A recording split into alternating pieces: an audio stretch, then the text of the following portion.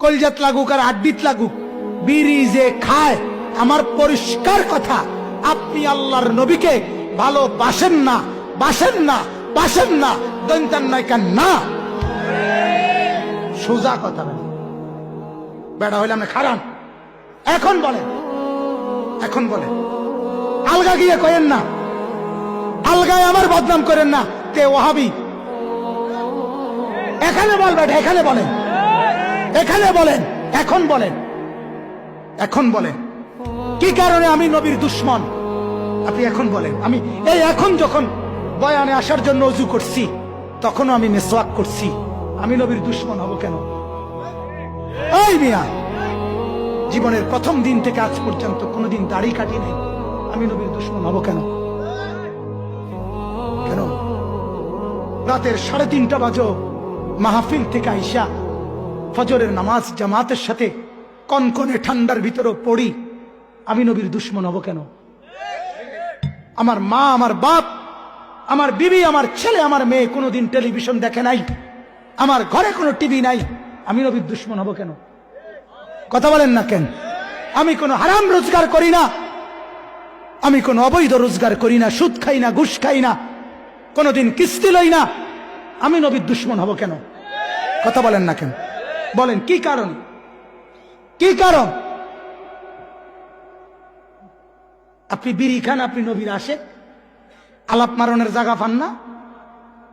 ঘটনাটা কি? সাদওয়ানে বেড়ি খান, রঙিন টেলিভিশনে নর্তকীর নাচ দেখেন, আমনে নবীর আশেক, কারে হুনানেডি? কথা বলেন না কেন? কারে হুনান, কারেডি? 30 বছর ধরে আপনার ঘরে রঙিন টেলিভিশন চলে, আমনের বেড়া বেড়ি সব ছেলে মেয়ে টেলিভিশনে নাচ গান চায়, আমনে নবীর আশেক। হ্যাঁ, আমরা হুনানিডি, আমরা বুঝি না এগুলা। অতএব কাটসাট কথা। আমি বললাম পরিষ্কার বাপ, রাসূলুল্লাহ সাল্লাল্লাহু আলাইহি ওয়াসাল্লামকে কষ্ট দিয়েন না। যে নবী পেঁয়াজের গন্ধ সহ্য করতে পারে নাই, যে নবী রসুনের গন্ধ কাঁচা সহ্য করে নাই, উম্মত আমার কাছে আইসো না, আমার নামাজি বান্দাদের কাছে আইসো না কাঁচা পেঁয়াজ খাইয়া, সেই আপনি বিড়ির দুর্গন্ধ নিয়া কেমনে মসজিদে ঢোকেন? কথা বলেন না কেন? শুধু কুলি করলে বিড়ির দুর্গন্ধ যায় না, তাহলে আপনি বলেন মিয়া, একজন মানুষের কষ্ট হয় কিনা? আমি ব্যক্তিগতভাবে হজম করি, অনেক সময় কষ্ট করে সহ্য করি, কিছুই বলি না কোনোদিন। কত মানুষ মোয়া নাকা করে, মানে বুক মিলায় আমাদের সাথে, সাধারণ অনেক মানুষও, কেউ চাইলে বুক মিলাই, কিন্তু এই সময়ও বিড়ির গন্ধে এত কষ্ট লাগে, মনে যেন বমি আসতেছে। কি আশ্চর্য কথা! রাসূলুল্লাহ সাল্লাল্লাহু আলাইহি সাল্লামকে ভালোবাসা আজকে 40 বছরে বিড়ি খানের অভ্যাসটাই ছাড়তে পারলেন না, আমনে নবীরে ভালোবাসেন, কারে হুনানে গিয়া বলেন? এই জন্য বাপ মাফ করবেন, মনে কষ্ট দিয়ে থাকলে আমারে মাফ করবেন। আল্লাহ তাআলা আমাদেরকে তৌফিক দান করেন, আল্লাহ তাআলা আমাদেরকে কবুল করেন, গুনাহ ছেড়ে দেন, গুনাহ ছেড়ে দেন।